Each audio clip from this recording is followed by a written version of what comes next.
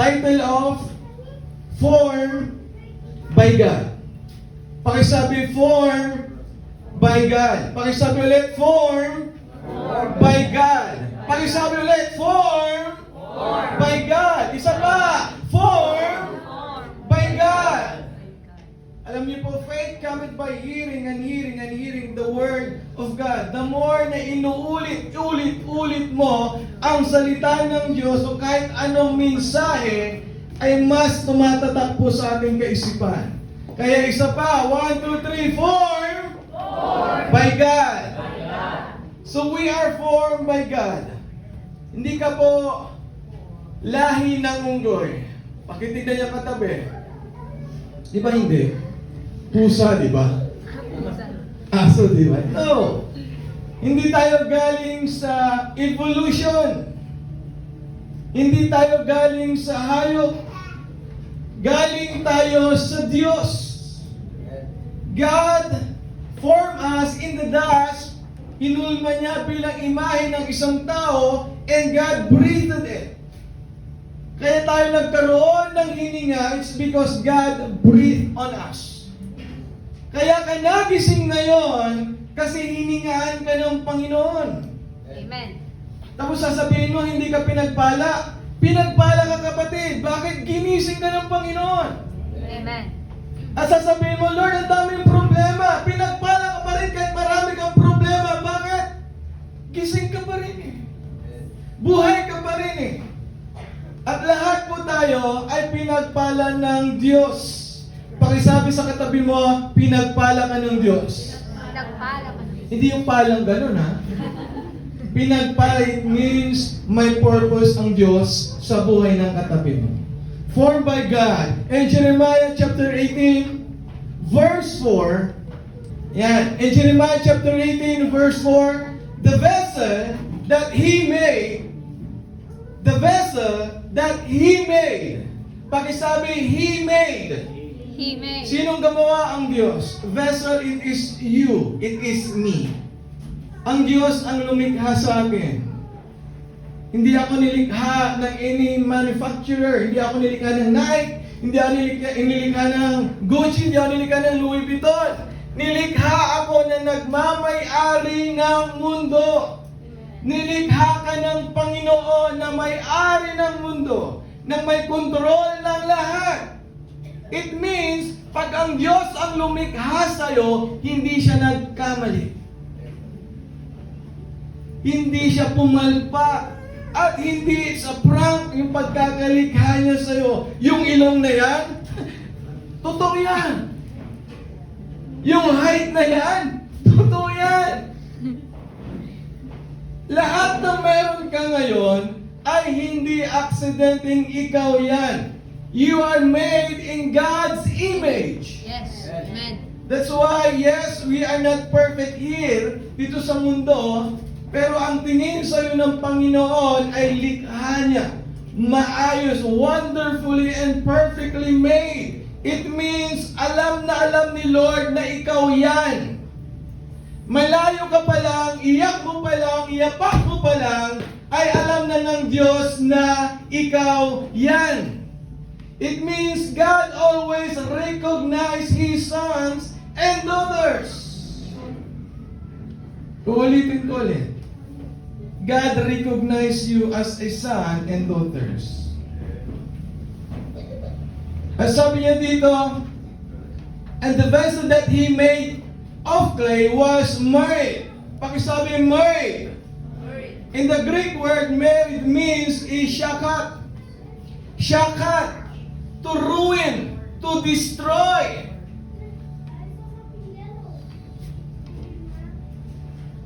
At nagulat ako, Lord, bakit? Akala ko ba pag lumapit ako sa iyo, gagawin mo akong buo. Aayusin mo ako. Pero bakit nung nakilala kita, bakit nung meron na akong relasyon sa iyo, saka mo ako babasagin? Hello? Bakit ganon?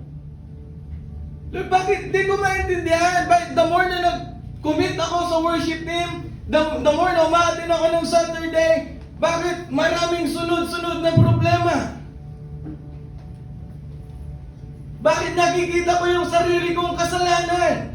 Bakit pag nagkasala ako, bakit ang tingin ko sa sarili ko is ang dumi-dumi? Hello? Alam niyo ba kung bakit? Alam niyo ba kung bakit? Ayaw ng Lord na mamuhay ka doon sa nakaugilan mong pamumuhay. It is your old and sinful life. Kaya pag lumapit ka sa Diyos, nag-commit ka, accept Him being your Lord and Savior, ang tingin mo sa sarili mo, marumi. Hello? Amen. Ang tingin mo sa sarili mo, walang kwenta. Bakit? Hindi para i-condemn ka ng Diyos, kundi para alalahanin mo, para isipin mo, ma-realize mo, na sa dumi mo, na sa dami mong kasalanan, merong Diyos na nagmamahal sa'yo. Merong Diyos na handang tumanggap sa'yo. Kaya pag lumapit ka sa Diyos, mararanasan mo is, number one po is yung breaking. In order to be formed, in order to be used by God, you need to, or you are willing to be broken. Kung gusto mong maranasan ang Panginoon sa totoong way, kung gusto mong mag-manifest sa'yo na mayroong totoong Diyos, dadaan ka po sa brokenness. At yun po yung sinasabi ng ating text. Yung potter, hawak-hawak niya yung clay ng likha niya. God hold me in His hands and suddenly, binagsak niya ako para maging ganyang kadurog-durog. At alam niyo po ba kung ano yung binasag ng Panginoon? Hindi po yung imahe mo. Hindi po yung image na ginawa niya sa'yo, kundi ang binasag niya is yung sinful life na meron ka. Yes. Lahat po tayo makasalanan. We practice sin, we live in sin, at dahil doon, babasagin tayo ng Panginoon. Why? God cannot use us kung tayo po ay mayroong kasalanan. God cannot use us pag nabubuhay pa tayo sa kasalanan. At hindi tayo makakarating sa kaharian ng Diyos kung meron pang kasalanan sa buhay natin. Amen. That's why you need to be broken. Ito yung pinaka-masarap na broken. Yung binasag ka ng Diyos, hindi yung tao ang bumasag sa'yo. Bakit? Pag ang tao ang bumasag sa'yo, hindi kanya kayang buuin. Pero pag ang Diyos ang bumasag sa'yo, bubuin ka niya at pinakamaganda pa.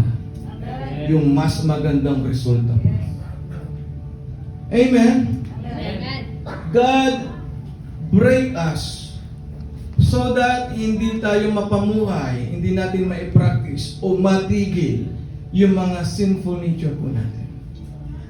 Pagkasalanan ang pinag-uusapan, we are all guilty here.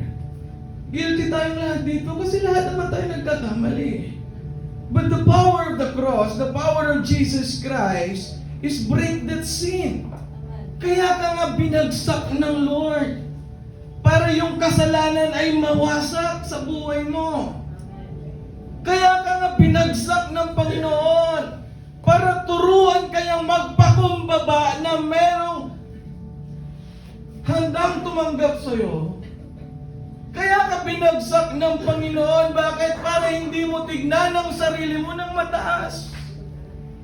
Kaya ka binagsak ng Panginoon para ayusin kang muli at hindi niya na isasama yung old self mo.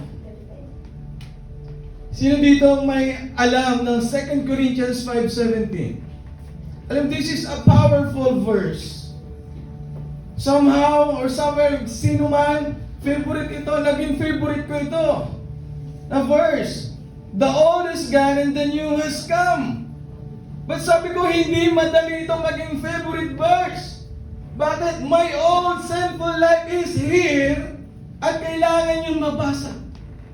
Kailangan yung mawasak. Ano ba yung dating ako? Mayo. palasagot sa magulang, matako, murderer, hindi na pumamatay ng tao personally, but pumapatay sa isip. Hello? Hello? Ganon ako dati. Marami pa mga kasalanan na meron ako. Pero when I realize that God break me, doon ko naisip, oo nga no Lord, no? Kung hindi mo babasagin yung old self ko, hindi mo ako mabubuo sa pinakamagandang imahe ko. Amen. Okay? Nakukuha po ninyo. Ngayon, sa breaking, masakit ba hindi? Masakit. Siyempre. Ikaw ba naman iwan, di ba? Ikaw ba naman iwan, di ba? Ikaw ba naman hindi paramdaman, di ba? Ikaw ba naman binlock, di ba? Ginos. Ginos! Pinuyat, pero, di ba? Hindi. Hindi good morningan, di ba? Masakit, siyempre. The breaking is painful, but that pain causes purpose. Yung sakit na naramdaman po natin, not this word, ha? Kasi pag mundo ang nag-cause ng breaking natin, masakit po talaga, pero God can heal that. Because in Psalms, sabi niya po doon, is Jesus, God is near to the broken and to the contrite heart, crushed heart. So pag ikaw ay binasag ng Panginoon, take note of this. Pag ikaw ang binasag ng Panginoon, ang Diyos ay malapit na malapit sa iyo. Amen. Pag ang mundo ang bumasag sa iyo, pakiramdam mo wala si Jesus. Tama. Pag ang tao ang bumasag sa iyo, pakiramdam mo wala si Jesus. Lord, nasan ka? Ngayon kailangan kita, bakit wala ka? Hello, ang bumasag sa'yo, mundo. At ang ipipilit mo palagi is yung katwiran mo. Yung ikaw, patutunayan mo yung ikaw. Pag binasag ka ng mundo. Pero pag ang Diyos ang bumasag sa'yo, wala kang kailangan patunayan. Kasi alam na ng Lord na siya yung kailangan. And we all need Jesus. Kailangan mo si Jesus. Pakisabi sa katabi mo, sa ayaw at sa gusto mo, kailangan mo si Jesus. Breaking is painful. Nandyan yung masasagasahan yung pride mo. Ito, magaling ako eh. Kaya minsan nga yung magaling, bumabagsak. Bakit ang inaangat ng Lord yung hindi magaling pero willing? Amen. Minsan ang palaging bumabagsak yung nasa tuktok na. Bakit? Ang galing mo na eh. Before ka naman naging magaling, naging wala ka pang alam. Kaya minsan, saan man, ano man ang marating ng profession nyo, career nyo, don't see yourself as ikaw yung pinakamagaling. Bakit? Marami pang mas magaling. Yes. At minsan, yung katabi mo na walang alam, pag inanoint ng Panginoon, hinipon ng Panginoon, siya yung pinopromote ng Panginoon. Siya yung ginagawang magaling ng Panginoon. Kaya sa paglilingkod po, wala po ito sa galing. Nasa anointing at nasa willingness po ito. At mas maganda kung magaling ka na, willing ka pa, anointed ka pa. Full package. Ito yung mga pinag-pray-pray ng mga binatilyo, dalaga. Lord, bigyan mo ako ng magaling, willing, at may anointing. Take note. Sa mga nag-pray-pray ng partner, ito yung ipag-pray niya. Hindi yung tall, dark, and handsome. Pero wala namang anointing. Hindi yung tall, white, and handsome. Tall and medium and black and handsome. Medium and white. Small or wala doon.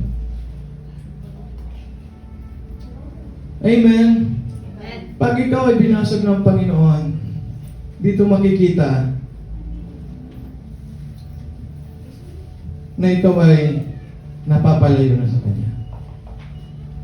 Bakit? Minsan i-reveal sa'yo ng Panginoon na, anak, mali na yung ginawa mo. He breaks you there. Anak, magpatawad ka. Hindi, Lord, hindi. Kasalanan nila eh. Nakaka-encounter tayo ng mga senaryo na akala natin ay hindi akma sa atin. Lord, hindi ako ito, hindi ako ito. No. May mga sitwasyon tayo ng buhay na idinadaan tayo ng Panginoon para mahulmat niya tayo sa pinakamagandang tayo. Yung pride natin. Yung ego natin. Yung makasariling pamumuhay natin. We encounter that para mabasag po ito. Kasi naniniwala ako, ang Diyos ay mapagmahal na Diyos. Mapagpatawad na Diyos. Mabuting Diyos. Mabait na Diyos. At kung siya ang ating pinaglilingkuran, naniniwala ako na gusto niya rin maging kagaya mo siya.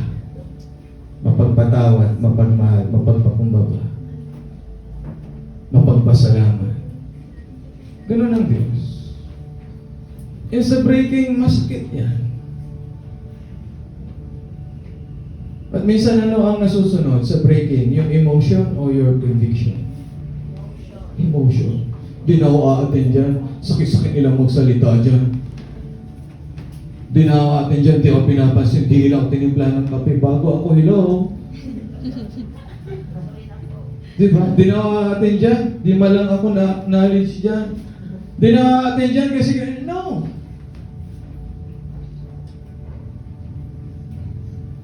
O di na ako a-attend dyan kasi nahihiya na ako. Tagal ko kasi nawala. Yes, to be honest, mahihiya ka talagang umatin pag matagal kang nawala. That is the reality.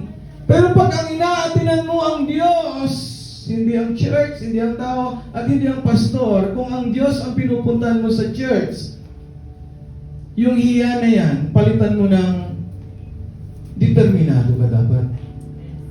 Lord, nahihiya ako, pero aatin po ako kasi ikaw ang pinunta ko. That's it. Hindi mo naman kailangan si pastor eh. I mean, not totally. Ang pinakakailangan mo kasi ang Diyos sa buhay mo, not the people around you, only God. Yes. Amen. Kaya go to church kasi para sa Lord. Ngayon, masakit na yung breaking. Diba? Masakit na? Ha? Sinong agree na masakit po ang broken? Ang breaking. Masakit. And then number 2, in order to be formed by God, you are willing to be crushed.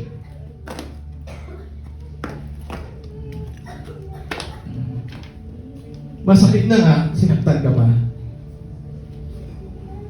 Hello?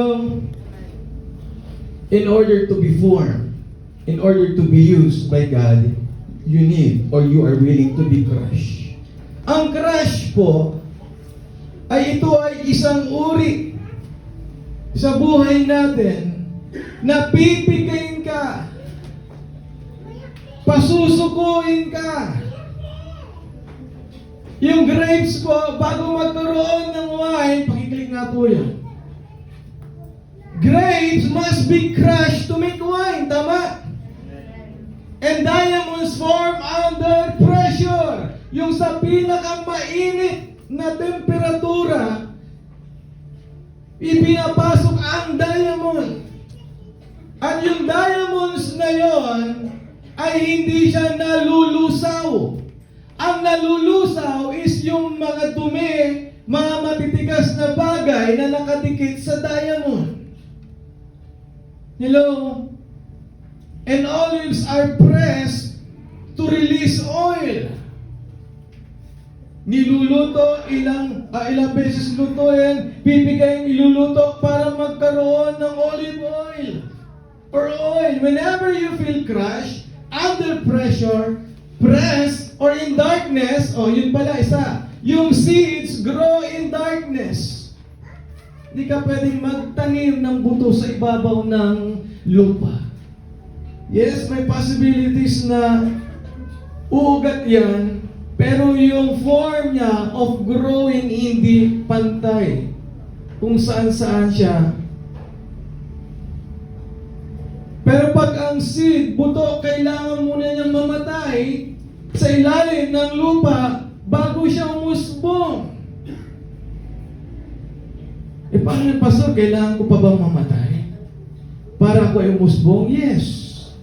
Die to your old sinful life. Kung meron ka mang papatayin araw-araw, hindi yung kapitbahay nyo, ha? Kung meron ka mang papatayin araw-araw, it is your sinful life, your old self. Pray to God, Lord, every day. Lord, not my will, not my life, my old life, my old self, but your new creation in my life. Yun yung ipamuhay ko, Panginoon. Yun yung malakaran ko. Yun yung ayusin mo sa buhay ko.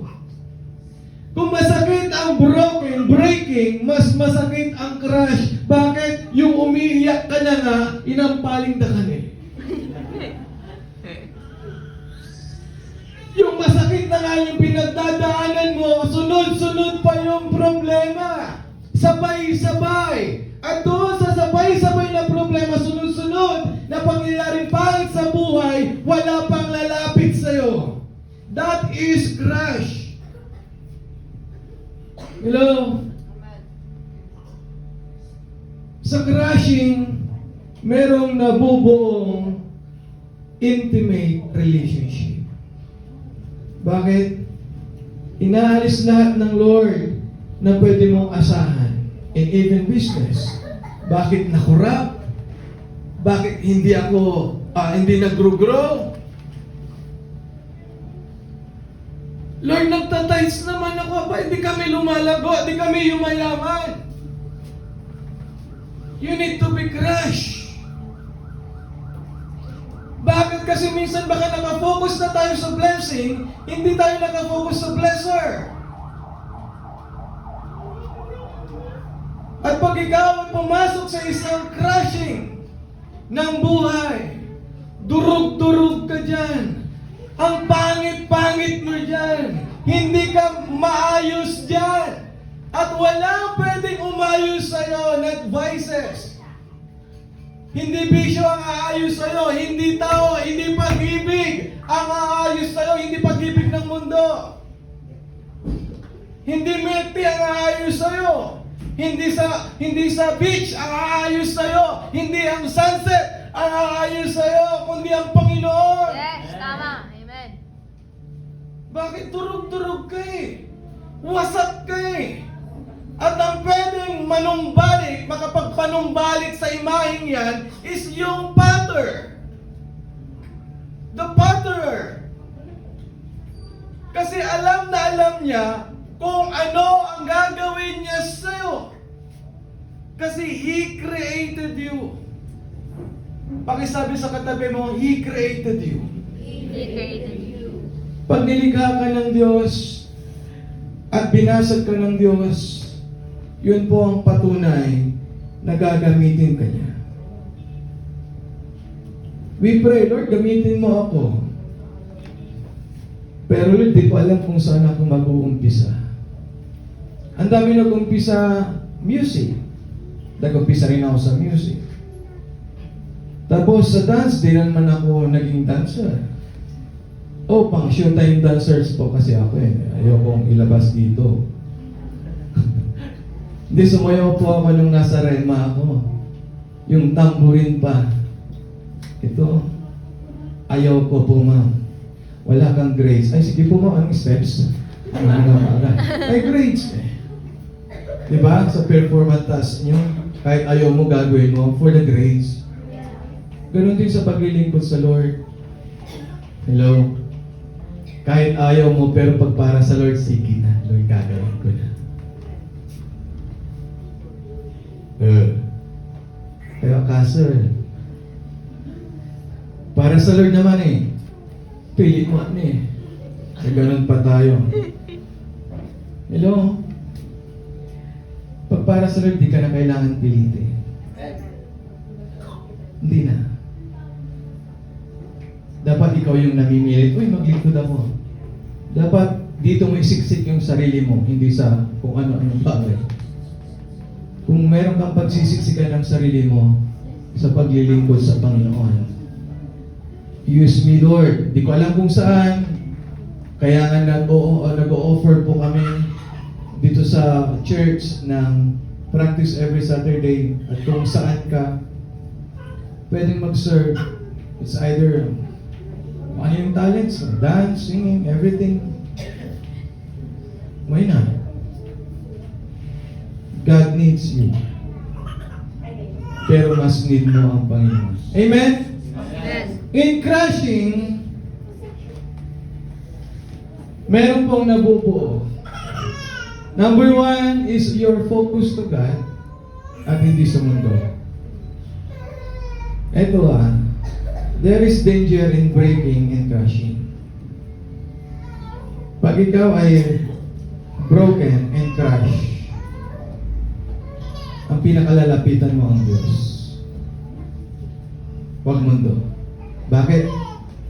Ang mundo, may panandaliang solusyon. Ang Panginoon, may permanenteng solusyon. Ang panandaliang solusyon ay mag-i-enjoy ka ngayon, pagbabayaran mo mamaya. Hello? Sin is like ang tawag dito, ang kasalanan po ay mag-i-enjoy ka muna bago ka niya i-punish. Ang mundo ay ganun ang gagawin niya sa'yo. Why? Because Satan is the holder. Siya ang God of this world. And Satan is the father of all lies. Sasabihin sa inyo, Satan, durog-durog ka na. Uy, crush ka na, basag-basag ka na. Ang kailangan mo si ano? I-offer ka niya. I-offer niya tao. Lapitan mo si ano. Tapos pag hindi ka napagustuhan ng kaibigan mo, you feel crushed again. Magkakaroon ka pa ng hatred sa iba. Makakapag-commit ka pa ng sin. Wala naman kayong kwentang kaibigan, pamilya, nanay, tatay. O kaya sabihin sa inyo, Satanas, sa mundo, masarap yan. Ibuhos mo yung sarili mo sa mundo. Sa alak, sa bisyo, lahat. Sige, tikman mo lahat. Masarap yan. Ganon mag-offer si Satan. Masarap sa una. Pero habang tumatagal, nako, palayo ka na ng palayo sa Panginoon. Pag palayo ka ng palayo sa Panginoon, palapit ka ng palapit kay Satanas. At pag palapit ka na sa Satanas, papunta ka ng impyerno. Papunta ka ng sira-sira ang buhay. Ngayon, pag naranasan mong breaking, naranasan mo ang crush, ang pinaka mainam na tawagan ay ang Panginoon. Sasagot siya kaagad. Why? In Psalms, sabi niya doon, in even your tears is a form of prayer. Umiiyak ka pa lang, andyan na ang Panginoon. Kasi He is near to the broken. He is near to the crushed spirit. Kumbaga, andyan ang Panginoon. Pinupulot niya yung bawat pieces na nabasag sa buhay mo at iipunin niya ang lahat yan at tutunawin ulit. At ihuhulma ka niya sa pinaka maayos na imahe mo, pero meron ng pagbabago. May papakita ko sa inyo. This is an ordinary jar, katulad nung nabasag kanina. Tama? Sa tingin nyo, anong kulay niya ngayon? Alam nyo ba kung paano ko nakuha yung pinaka-texture ng gold? Ito may kulay brown, blue, pink, red, violet na kulay na nasa bahay. Pinaghalo-halo kong lahat hanggang mabuo ko ang gold. Akala ko pag gold lang. Yung binibili po nating paint sa paint shop, bago mong makuha yung gold na kulay, tinimplahan pa bago mapunta o magkaroon ng gold. Sabi ko, Lord, at wala akong alam sa paint. Pero nung na-discover ko, kagabi habang pinalalo ko yung brown, gray, pink, blue, violet. Di ba? Mo, pinaglahalo-halo na din. I created this color. Pero may konting blue lang, may maraming gray, may konting pink lang, maraming brown, at ang pinaka-last is yung yellow. Ang pinaka-naubos dito. And I made this. Sabi ko, Lord, thank you ha. Gusto ko nang magpintor, hindi na pastor. Pwede ako mag-apply sa mga, yung magmi-mix ng paint. Biro lang po. But I'm amazed. Na-amaze ako sa Lord. Sabi ko, Lord, parang gold. Oh, gold. Kasi yun talaga yung pinaka-image mo, anak, gold ka. Kasi kung hindi kita babasagin, mananatili kang ordinary jar. Pero pag binasag kita at binuo kita ulit, hindi ka na ordinaryo. Hindi ka na ordinary. Meron nang dumagdag sa'yo, meron nang gumanda sa'yo, meron nang naging maayos sa'yo, at minsan, nakukuha mo ang atensyon ng iba pag inayos ka ng Panginoon. Tama? Kahit hindi ka na magpapansin. Pag ito i-display mo doon sa nagbibenta ng jar, lalagay mo sa ibabaw ito, sa ito patanda ay isang bigatan na ay 300,000 gold tan. Bakit? Iba po ang price niyan. Hindi ka na kasi ordinary. Iba ang price mo. Hindi ka nilalagay sa 20 pesos. Hindi ka nilalagay sa marami. Sineseparate ka ng Panginoon. Pag nilikha ka niya, inayos ka niya. Hello? It means you are so very important to God pag inayos ka na niya ulit.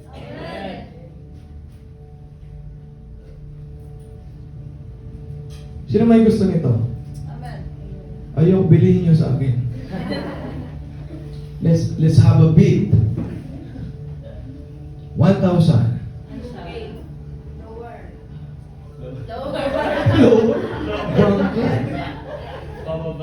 Yes, that's true. Kasi ang tao talaga is palaging makuha is yung pinakamura. Tama? Pero pag ang Diyos, hallelujah, listen carefully. Pag ang Diyos humingi ng tawad,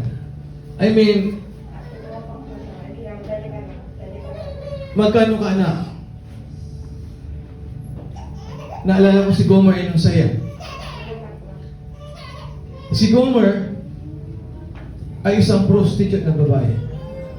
At si Hosea kinausap ng Panginoon. Galing isa siya sa pinaka maayos.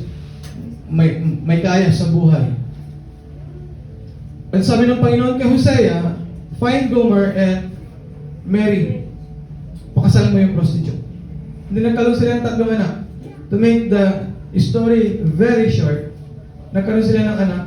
Tapos si Gomer, bumalik ulit sa industry ng prostitute. Asawa niya na, si Hosea, bumalik si Gomer sa pagiging prostitute. Pagkagising ni Hosea, wala si Gomer. Wala siya. Wala sa kusina, wala sa sir, wala sa loob ng bahay. And then, ang pinaka naisip ni Hosea is bumalik siya doon sa industry of being prostitute. Hinanap ni Hosea si Gomer. Tanong niya sa mga lalaki, you know what I mean? Pag prostitute, alam mo na yan. But Hosea determined to find her again. At nung nahanap na niya, bibili niya ng 5 shekels barley, silver, and gold. Bibili niya ulit para maging asawa niya. Ganun din sa atin. God will do everything that He can just to find you again and form you again. Kaya ang halaga mo wala sa value ng pera. Buhay ang pinangtubos sa'yo ng Panginoon. Ganon ka kahalaga. Kaya huwag mong bibigyan ng puwang si Satanas sa buhay mo na sabihin niya wala kang halaga. No. You are valued. You are worth. Oh, precious ka sa mata ng Diyos. Kung sa mata ng tao, hindi yun importante. Ang importante is kung ano yung tingin sa iyo ng Diyos at ano yung tingin mo sa Diyos at kung ano yung tingin mo sa sarili mo. Number 3, according or in order to be formed, to be used by God, you need to let go. Ano ba itong let go? Marami sa atin, alam natin ang let go, but we still holding on to. Oo, pinatawad ko na, pero hawak mo pa rin yung grudges. Oo, binitawan ko na, pero everyday, nagmumulto pa rin, at minsan nagagawa mo pa rin, and then you always repent, then repeat. Letting go means is yung wala ka ng pakialam doon sa binitawan mo at ayaw mo nang hawakan ulit.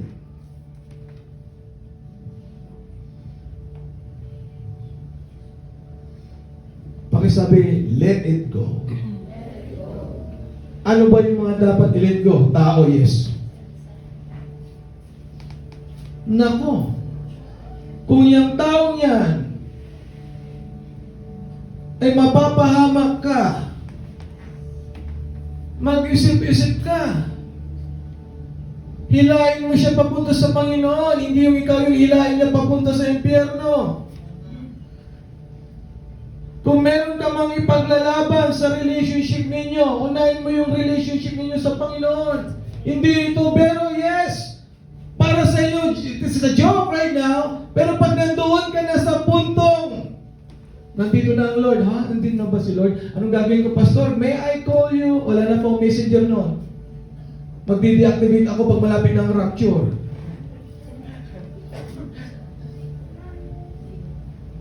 And we don't know when Jesus comes.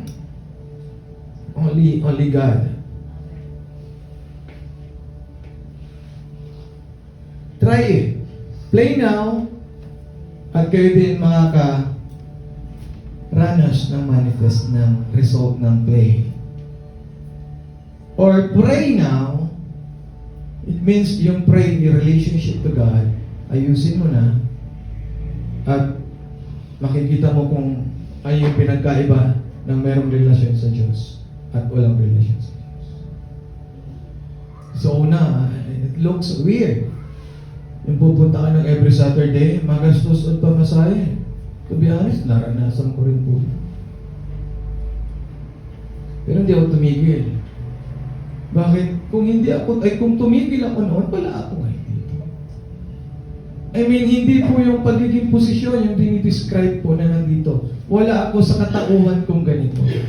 Na merong pagkakakilala sa Diyos. Merong pag-asa. Merong buhay, merong maayos na pamumuhay. At alam ko, pag namatay po ako, pupunta ako ng langit. Yes, it is a personal relationship to God. Ngayon, kung ayaw mo pa rin i-let go, then let God.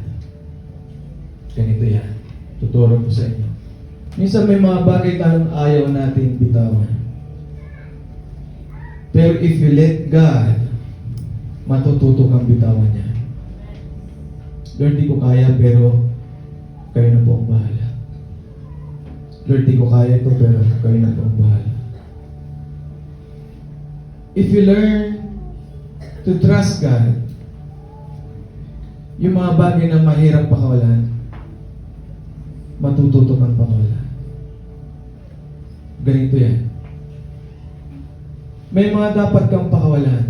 May mga dapat hindi. And the Bible tells us na you should choose kung sino yung sa partner, pipili ka. At dapat ang pinili mo, yung pinili ng Panginoon para sa iyo. Mga kaibigan, you need to choose your friends. Hindi ko sinabing hindi mo kakaibiganin lahat kung ikaw ay friendly. Pero pumili ka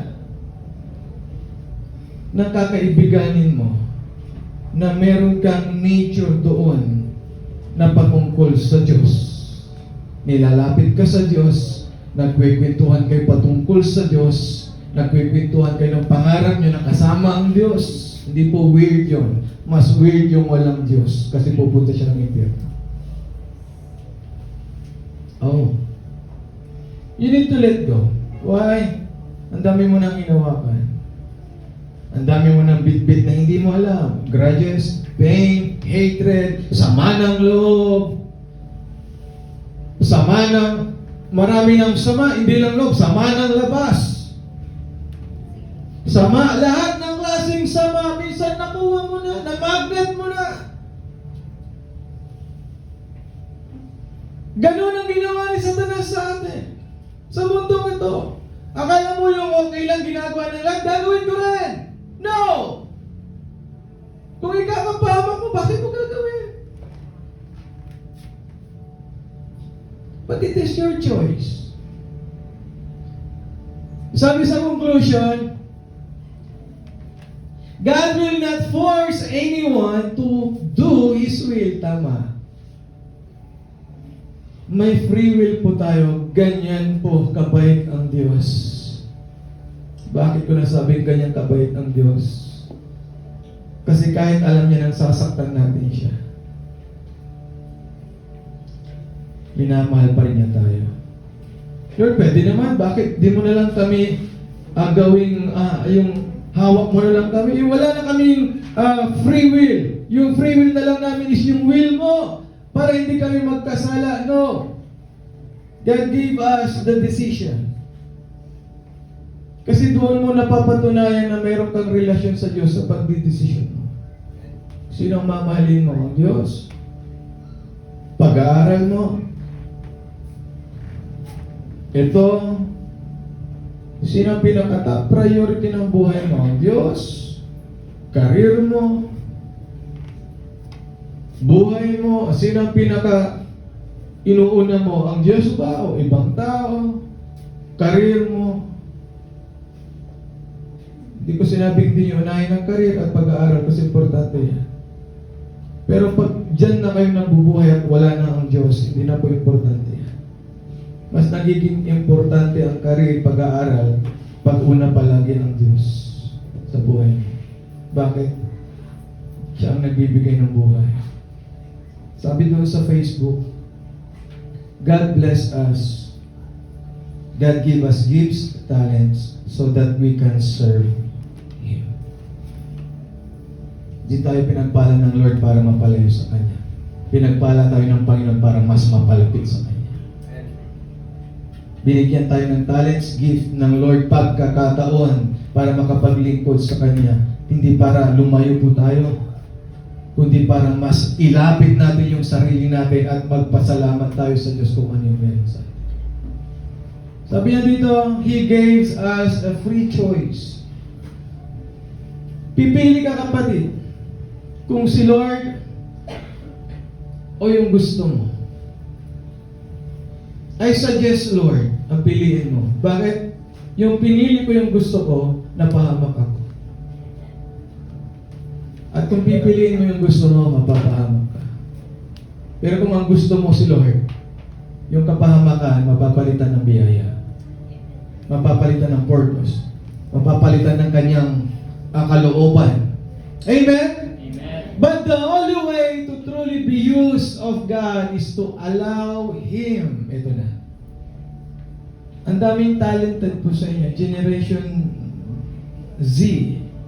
You are so talented sa editing, pag sa defense, ang galing yung magsalita sa harap, ang galing yung gumawa ng mga film, video film, mag-content, mag-vlog. You are so creative. You are so intelligent. Pero hindi nyo nagagamit sa Diyos. hindi pakinabang yun.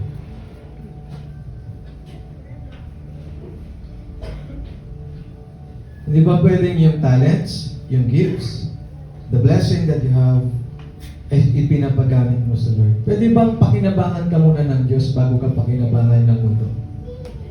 Hello? Ulitin ko ulit. Pakinabangan ka muna ng Diyos. Bakit? He deserved. He deserved. Deserve niyang paglingkuran mo siya. Bakit? Sa Kanya galing ang hininga. Sa Kanya galing ang lakas. Sa Kanya galing lahat ng meron ka ngayon. Yes. People provided it, but that provision ay galing sa Lord. Lahat ng pinaghirapan mo ay kasama mo ang Diyos. Bakit? He is your strength. He is your wisdom. He is your eyes. He is your everything. Kaya bago ka pakinabangan ng ibang tao at ng mundo, pakinabangan ka muna ng Diyos. Ganun ang buhay natin. Kung ano yung kaya mong gawin, do it for the glory of the Lord and God will please. Lagi kong sinasabi ito, God is not after doon sa perfect na ginawa mo. Pero napilitan ka, ang dami mong reklamo. God is after doon sa kung anong kaya niyang gawin, pero buong puso niya itong ginagawa para sa Diyos. Lord, di ko kaya ito, nahihiya ko, pero pakakapanin ko mukha ko para sa iyo, Panginoon. Hello? Ang kakapal ng mukha natin para sa ibang tao, pero pag para sa Diyos, hindi makapal ang mukha natin.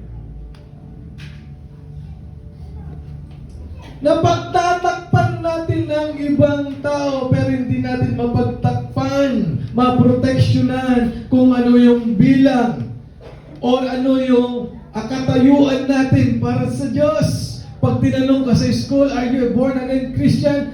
I'm not sure. Can you pray? Siya na lang.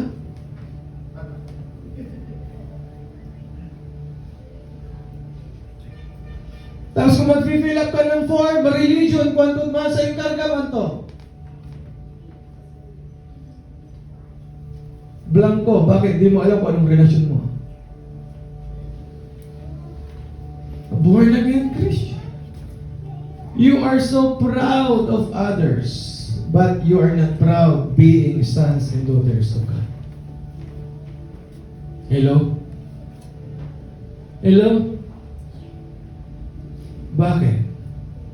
Pastor, tapos na tayo sa breaking Bakit binalik mo ulit sa breaking? Papunta tayo sa let go Ayun nga Kung hindi mo ma-realize, hindi mo mali-let go. Kung hindi mo mapagtatanto, hindi mo maiisip mabuti, hindi mo maililit go yan. Let it go! Let go of everything that cannot bring glory to Jesus. Iwanan mo na yung dating ikaw. Bakit hindi ka makakapaglingkod ng maayos sa Diyos kung bitbit mo pa rin yung ikaw? Ikaw na makasarili, ikaw na palamura, ikaw na dirty-minded, ikaw na mag-pride, ikaw na hindi maayos.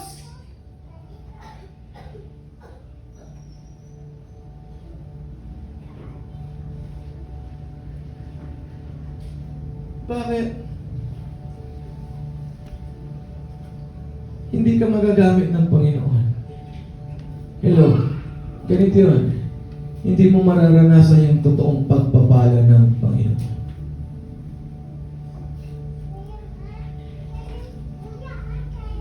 Serve God with all your heart, with all your mind, with all your soul, with all your strength, with all your heart. Ang gusto ng Panginoon, yung buong-buo kang ginagamit niya para sa kanyang kalwalhatian. Alam niyo po ba, pag binuo ka na ng Panginoon, kahit anong gawin sa iyong paghatak ng mundo, pagbagsak ng mundo, hindi ka bibitawan ng Panginoon. Yun yung pinakagustong-gusto ko sa Diyos. Bakit? kahit anong pilit nilang wasakin ka, pag hawak ka ng Diyos, hindi ka nilang mawawasak. Woo! Kaya sabihin na, makasalanan tan. Asay bilay tutan ng sangan. Aliliway bilay tutan. No! Noon yun! Sasabihin ng Panginoon, hindi na ngayon. Si Lord ang makikipaglaban sa'yo. Pag ikaw ay binuo niya, pag ikaw ay hinulma niya, pag ikaw ay inayos niya, pag natutunan mong ibigay sa Lord lahat, ipagkatiwala sa Lord lahat, hindi ka rin niya bibitawan. Hindi ka rin niya pababayaan. At hindi niya hayaang magiging mahirap ka o kawawa ka pang habang buhay. Wala akong nakitang lingkod, tapat na lingkod ng Diyos, na pinaghirap ng Diyos. Lahat sila ngayon, maganda ang buhay, maganda ang pamilya. It's because they have God, they trust God, and they let God in their life.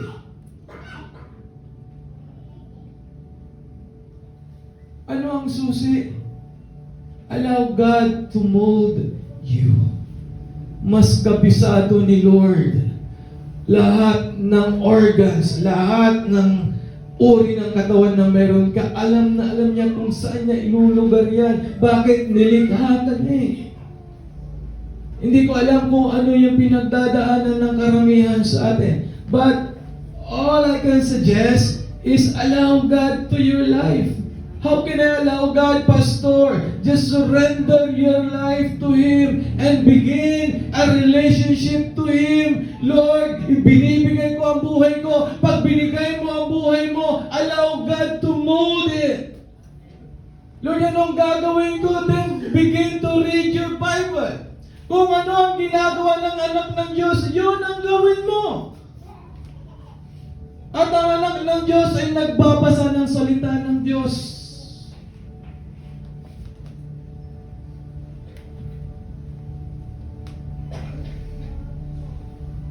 Hawak ka ng Diyos. Pag hawak ka ng Diyos, He handle with care. Oo.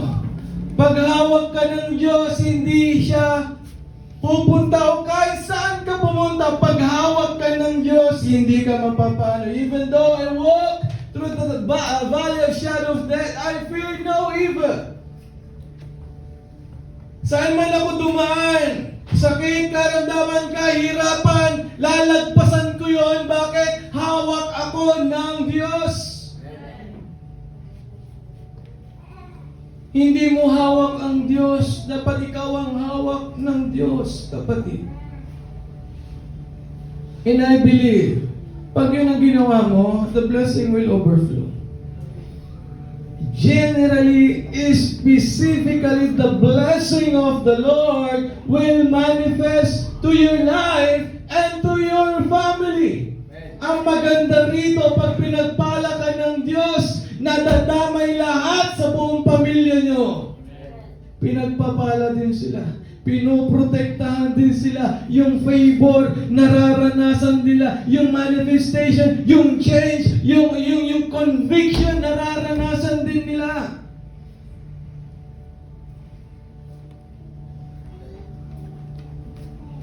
Ganun ang maganda. At yun yung pinaka-nakita kong napakaganda ng buhay pag nasa Diyos. Hindi ko sinabing we are exempted in troubles, testings, problems. Lahat po tayo makakaranas nun, pero meron pinagkaiba. Bakit? Pag dumaan ka na sa problema ngayon, meron ka ng Diyos na tinatakbuhan. Meron ka ng Diyos na pinagsasabihan. Meron ka ng Diyos na pinagkwekwentuhan. Meron ka ng Diyos na iniiyakan. At ang pinakamaganda dito, pag nagkamali ka, merong conviction. Dati pag nagkamali ka, walang conviction. Okay lang magkasala. Okay lang, ginagawa naman ng lahat. Okay lang magkasala, ginagawa ng lahat. Pero nung nakakilala ka sa Panginoon, kumilos ang Panginoon sa buhay mo. Pag nagkamali ka, nalulungkot ka. Lord, but not okay. It's because the relationship of God is working. At pag nagkamali ka, huwag kang tumakbo sa tao, tumakbo ka sa Diyos. Huwag mong i-post sa Facebook, i-post mo sa Lord.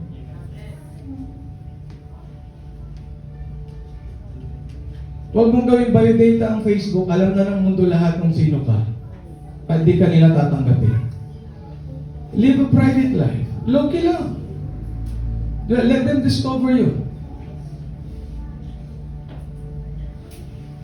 Hello? Sabi niya dito, this is the last thing. But the only way to truly be used of God is to allow Him to mold us into all that He created us to be. Sino dito gustong magpagamit sa Lord? Sino dito yung, di ko alam ang gagawin ko, di ko alam kung anong talents ko, may konting singing lang, sa video okay lang pastor ako kumakanta, sa CR lang ako kumakanta, ganun din ako. Sa video okay lang ako kumakanta noon. At sa CR lang. Pero ginamit ako ng Panginoon para maging song leader. At pagkatapos sa song leader, naging preacher. Hindi ko rin alam magsalita. Sa maraming tao, nahihiya po ako. Mahihain po kasi ako noon. At hindi ko rin alam halos magsalita. O pati grammar ko hanggang ngayon, hindi pa okay. So I need to practice more, reading English books. Mga pronunciation ko, hindi pa rin maayos. But no, gumagano'n ako. Tulaman, ganon. Walang nagsimulang magaling agad, pero pag willing ka, aayusin ka ng Lord para maging magaling para sa Kanya.